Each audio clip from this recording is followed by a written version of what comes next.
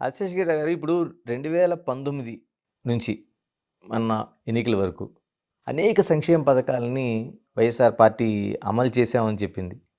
వైఫల్యానికి ప్రధానంగా అంటే ఏదైతే మీరు చెప్తుందో ఒక డిక్టేటర్‌షిప్ అనేది కారణం కాకుండా, మిగతా అంశాలు ఏమి ఓటమికి కారణం ఏంటండి? ఎందుకంటే చాలా వరకు పథకాలైన అమ్మఒడి కావచ్చు, లేతే విద్యా దీవెన కావచ్చు, ఇలాంటి అనేక పథకాలు తీసుకొచ్చాడాయన. అంటే డిస్ట్రక్టివ్ పాలిటిక్స్. ఏది అపోజిషన్ పార్టీ నాయకులను వేధించటం అనేది మెయిన్గా పట్టుకు పెట్టుకున్నారు. లేకపోతే ఈ ఎమ్మెల్యేలు కానీ మంత్రులు కానీ రోజు అదే రకంగా ఏదో అపోజిషన్ పార్టీ నాయకుల్ని తిడతాం, బూతులు తిడతాం. అది తప్ప ఈ 4-5 ఏళ్లలో వాళ్ళు చేసిన సంక్షేమ కార్యక్రమాలు జనంలో చెప్పుకోలేకపోయారు. చెప్పుకునేది ఏంటి ఎంతసేపు చంద్రబాబు నాయుడు గారినో వాళ్ళ కుటుంబాన్నో లేకపోతే అపోజిషన్ నాయకులను రోజు తిట్టడం. ఏ టీవీలో చూసినా ఏ పేపర్ చూసినా అయ్యే జనంలోకి వెళ్తున్నాయి. చేసిన కార్యక్రమాలు చెప్పుకుంది లేదు. ఏదో పెన్షన్ ఇచ్చారు, పెన్షన్ ఇచ్చింది ఎప్పుడో స్టార్ట్ అయిన శాంక్షన్. చంద్రబాబు నాయుడు గారు ఉండగానే 2000 చేశారు. 2000 చేసింది 3000 చేయడానికి 5 ఏళ్ళు తీసుకున్నారు. దాంట్లో ఏంటంటే వీళ్ళు విలేజ్ వ్యవస్థ బాగా చేశారు. అదే వాలంటీర్ వ్యవస్థ నుండి విలేజ్ సెక్రటరీ అవన్నీ వాటికి బిల్డింగ్లు కట్టారు, కొన్ని చేశారు. వాలంటీర్ ద్వారా ఇంటింటికి పెన్షన్దారుడికి తీసుకెళ్ళి ఇచ్చారు. అట్లాంటి కార్యక్రమాలు కొన్ని బాగానే చేశారు. ఈ చెప్పుకునే ఎక్కడ చెప్పుకోలేకపోయారు చేసిన కార్యక్రమాలు. సంక్షేమ కార్యక్రమం ఒకటే సరిపోదు. ఎప్పుడైనా సంక్షేమంతో పాటు డెవలప్మెంట్ కూడా ఉండాలి. ఓకే, డెవలప్మెంట్ కూడా కొన్ని ప్రారంభించారు, కానీ అవి కూడా ఏది పోర్ట్లు కొన్ని చేశారు, అయితే మెడికల్ కాలేజీలు కొన్ని ప్రారంభించి కడతాం మొదలెట్టారు. కొన్ని కార్యక్రమాలు చేస్తున్నారు, వాటికి ప్రచారం లేదు.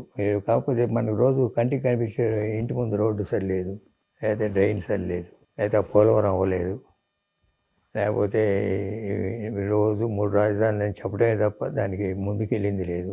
3 రాజధానులు కాదు 30 రాజధానులు కట్టినా అమరావతి కూడా ఒక రాజధానే కదా. వాళ్ళు చెప్పే దాంట్లో కరెక్టే. దానికి ఏం చేసావు? 3 రాజధానులు అని చెప్తున్నావు. 3 రాజధానులు కాదు 30 కట్టు. ఆ 30లో కూడా ఒకటి ఉంటుందిగా ఈ అమరావతి అనేది. కరెక్టే. అది కరెక్ట్ కాదు. ఏదో ప్రీవియస్ గవర్నమెంట్ చేసిన దాన్ని నేను చేయను అనేది కరెక్ట్ కాదు. ఇప్పుడు చంద్రబాబు నాయుడు గారైనా ప్రీవియస్ గవర్నమెంట్ చేసి కంటిన్యూ చేస్తూ దాని మీద ఉన్న లోతులని సర్దుబాటు చేసుకొని సక్రమ మార్గంలో పెడతారు. వైజాగ్లో ఏమైనా చేస్తున్నారు అనుకోండి, ఇప్పుడు రిషికొండ ఉంది, ఏదో కట్టారు. కట్టిన దాన్ని బెటర్గానే ఉపయోగిస్తారు దాన్ని. అంతే కదా, కూల్చి వేసుకోలేదు. సర్క్యూట్ హౌస్ చేస్తారు, లేకపోతే ఏదో చేస్తారు, టూరిజం చేస్తారు, లేదా ఆఫీసులు పెడతారు. అంతేగాని కూలగొట్టరుగా. ఇప్పుడు నువ్వు ఆ ప్రజావేదిక కూలగొట్టే బదులు ప్రజావేదికలోనే నువ్వే నడిపొచ్చు, జనాన్ని కనిపిస్తూ. కరెక్టే.